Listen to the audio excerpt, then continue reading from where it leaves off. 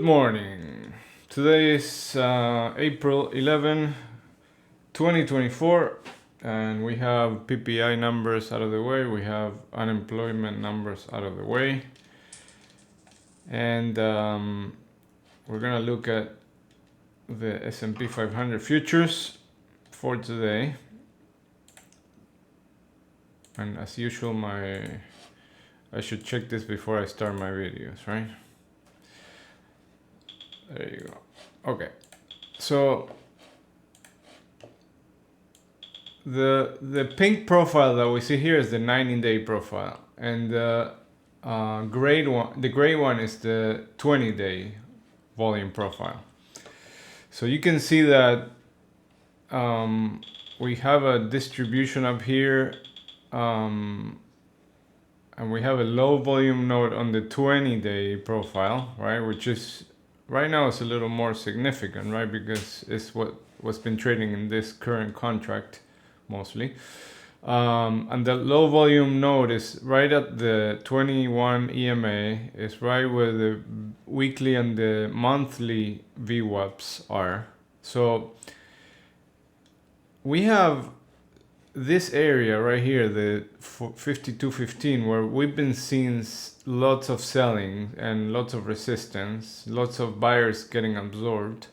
You can see the high delta right there. So we keep trying to get above it, but we keep failing. So now that both PPI and CPI and unemployment numbers are out of the way, we might be able to break through this. But the thing is that we have all this resistance above. So even if we break above, I'm expecting sellers at the 30 to 32 area initially. And you know, we've been not one time framing now, but we really pulled back from the highs, and we left some single prints that we couldn't retest. We cleaned up some of them, but we couldn't get back above. And because we have all that resistance up there, I'm thinking that we might test this 30 and then make another attempt to make lows.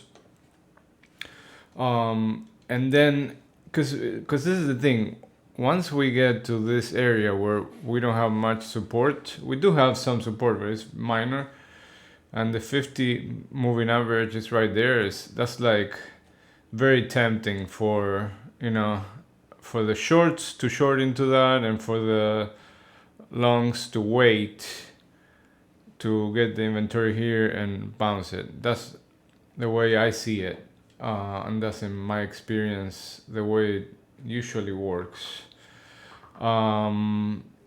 So I wouldn't be surprised if we see more lows even after this big bounce that we had today. You see that we keep having resistance here in this 51 in this 52.15. So that's what I'm looking for today. Break above yesterday's value and an attempt to get into this 28, 29, and then move back into the 15th, and then possibly continuing the move down. Now, if I'm wrong and we get above all this, then there's a chance that we go back to the CPI scene of the crime at 71, but I don't really see it happening this week, unless there's some today some of the Feds are like, you know what, we thought about it and we're gonna lower rates tomorrow. Then, you know, then that's that could be a catalyst for that. All right, and if we move down below yesterday's value and the previous week's low, which is at 194, then I'm looking for 83, and then to retest the overnight low and possibly continue the move lower into the 55 area.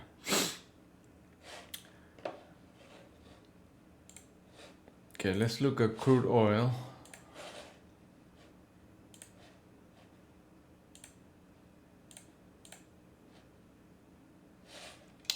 So crude oil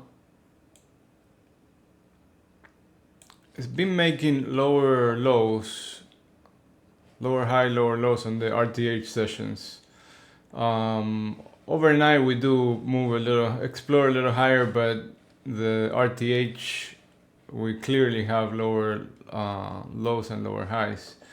For today, I was looking for this level to be retested. We just opened regular RTH. The pit just opened, and we're pulling higher, pushing higher into this high volume node. So these two levels are key.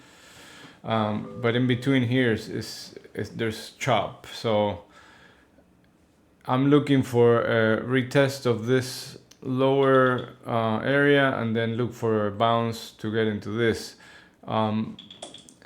Now, crude has an area that I'm very interested in, which is this swing high at 83.13.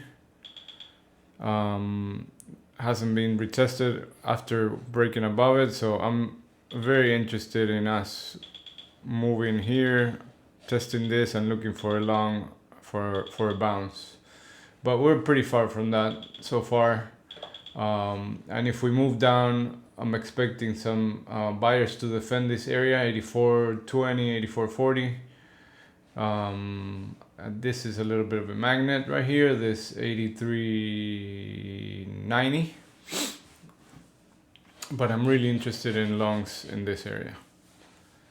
Other than that, we're in this chop zone with some resistance at 86 and some resistance at 86.40. So if we break 86 and 86.40, then I mean we can retest this area, but 87 will be another area where I will be looking to either short or take profits in this area. Okay, let's see, what else do we have? NQ, I haven't looked at NQ in a couple of days because it's been a little crazy for me, but it's now going back to the monthly and the weekly VWAPs, and which is exactly where the 20-day point of control is and the 90-day point of control is. So this level is a big magnet to 18 to 90, and we are just heading there right now after not even being able to test below the previous week's low. So that's important to notice, right? ES looked below and moved up, but NQ wasn't even able to test the previous week's low. So that's something to keep in mind, and seeing how it's coming back to the 90-day point of control is a little less weak than ES. There's some resistance in the 18,380 area, but breaking above would likely take us to 18,490, which is, you know, the scene of the crime for the CPI day, right? Like it's up around here, actually a little higher. All right, I think that's pretty much it for today. Remember, Fed speaking, 30-year auction. Keep an eye on those because that it brings volatility and choppiness.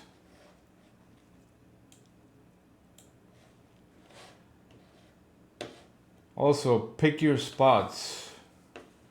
Right, don't get caught in. It's very easy in days like this, like with price action like this, to get caught in trying to catch every move, because we have a lot of volatility.